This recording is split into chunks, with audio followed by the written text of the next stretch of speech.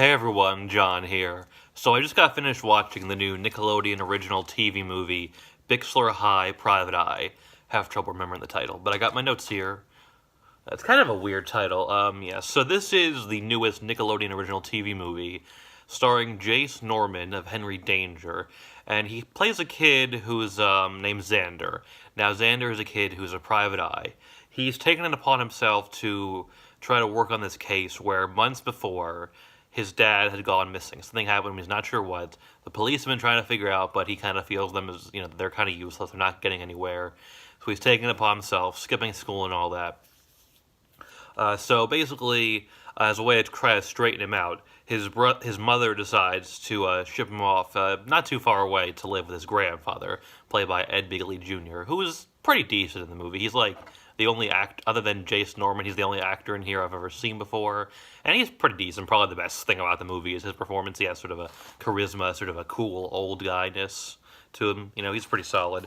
But while he's there, he ends up meeting sort of a new female friend, and there's a predictability here where you kind of can tell that they're going to get together. They push this more and more. The movie goes along.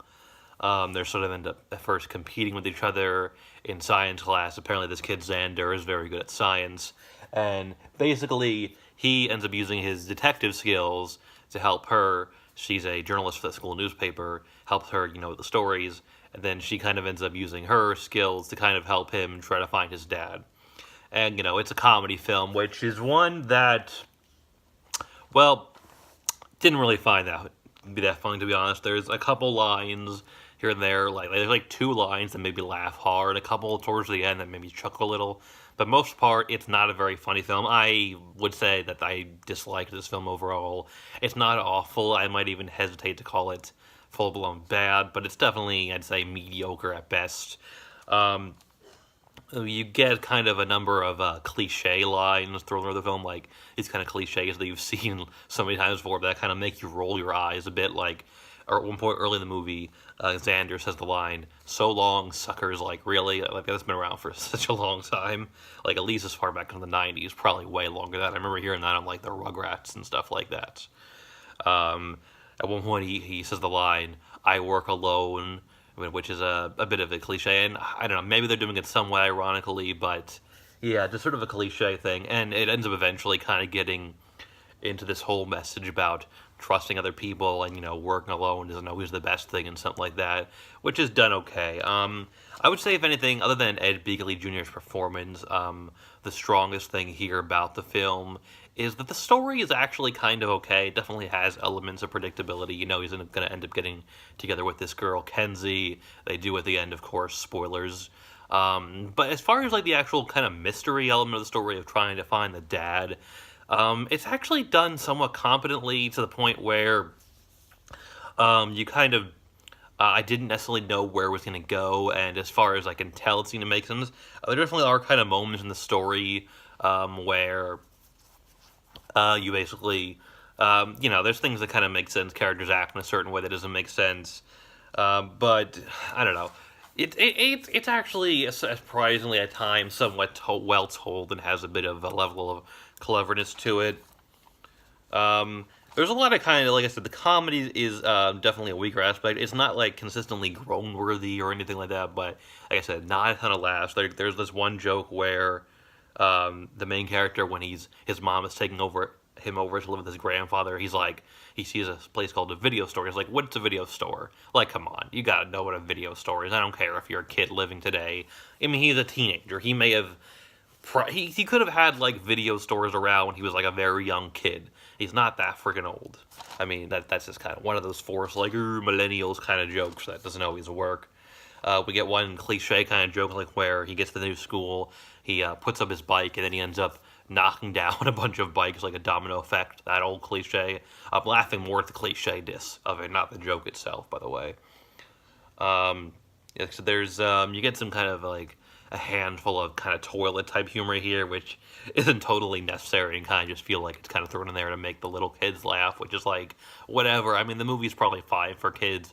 I could see myself somewhat enjoying it if I was maybe 10 years old or younger, maybe a little older than 10, 11, 12, but Definitely not a ton here for anyone much older than that. Um, there's a SpongeBob reference at one point here, which is done kind of poorly. I can think of some people who might enjoy that, but it's kind of done sort of poorly, where like basically he tells the kid, Xander tells somebody that his name is Robert Squarepants, and he thinks that's his real name. Like, even if you don't know who SpongeBob is, which you probably should know because it's huge, like shouldn't the Squarepants thing throw you off a little bit? What else here?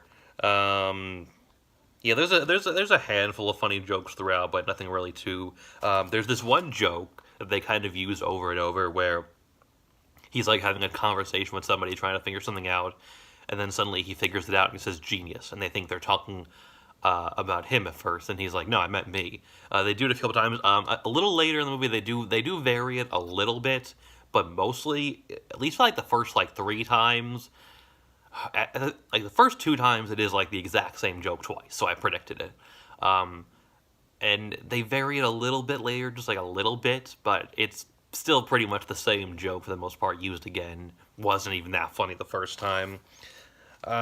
This doesn't actually have to do with the actual movie itself, but I feel like there was like a surprising amount of commercial breaks, at least for like the first like hour of the total runtime. Without the commercials, it's like an hour and a half, and for like the first hour of the total runtime, there was like a surprising amount of commercial breaks. Like there would be times where I feel like only like a couple scenes would go by, and then boom, there's a commercial break.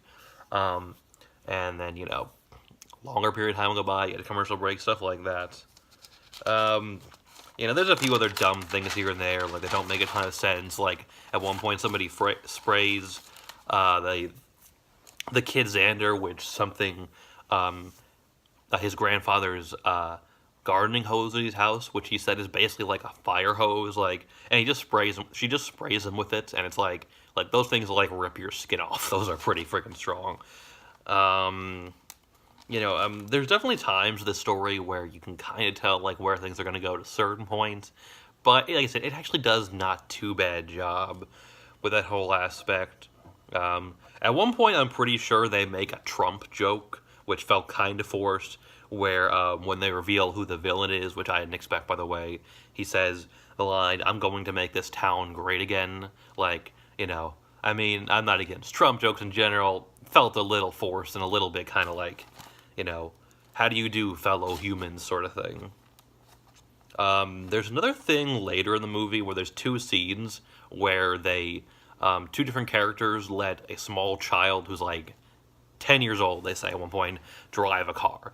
The first time, it's the grandfather letting her do it because he has a missing leg. He has a prosthetic leg, which, okay, that maybe I can kind of see, even though they probably should have gotten someone else to drive it. It must know somebody, a neighbor or something. And then the second time, it's Xander's friend, his female friend named Kenzie, who is the same age as him, so he's like at least 15. And once again, she has the little kid, same little kid, drive the car. I mean, not only does it not kind of make sense, it's kind of, okay, this is a kid's movie. I don't know if you should be having kids doing illegal things in a kid's movie and not have them suffer any consequences. Like, I feel like that kind of sends a bad message. I mean, I'm okay with kids' movies being a little edgy, but at a certain point, maybe cut it out a little bit. Like I said, the story's not bad. Definitely can be involving at times. I was somewhat invested in it. But despite that and a couple decent things, couple jokes here and there, overall I'd say it's definitely a pretty big movie. This is this is maybe like the worst thing I've ever done a vlog on. I actually haven't done that many vlogs during the whole time I've been doing this channel for like, I think over 3 years now. This might be the worst thing. Overall, I'd probably give it a rating of a 4.5 out of 10, so kind of mediocre, kind of mildly bad. Definitely can't say I recommend it. Like I said, if you got young kids, they might enjoy it, but yeah, definitely not much here for older people. I'd say maybe like a teenager at the most might enjoy it, but definitely if you like young adults, parents, they're not going to enjoy it. One other thing I want to mention, like I should say, I don't know if I mentioned this earlier, but Nickelodeon has been doing this thing more recently where they're trying to create kind of their own TV movies with some of their, stars from their sitcoms, like Jason Ortman. He's been in several of these. And they brand them now as like Nickelodeon original TV movies, clearly kind of trying to mimic the success of the DComs. But my advice to anyone in Nickelodeon, they're going to watch this, Like, you gotta market these things a little better. You gotta do a lot more marketing, a lot more advertising, market them a lot more in advance, because this does not seem to be getting nearly the viewership as any of these DComs out there have. And if you want to get these kind of the popularity of the DComs, the Disney Channel original movies, that is, you gotta market these a lot more and a lot better. That's my advice. Maybe try a little more variety with the kind of things you do. Not that the DComs are that much variety, but a little more than this. Alright, that's all I gotta say, everyone, and look out in February for a review that I plan to be doing, a positive review of an iCarly episode. Yeah, so thanks for watching, everybody, and have a good evening.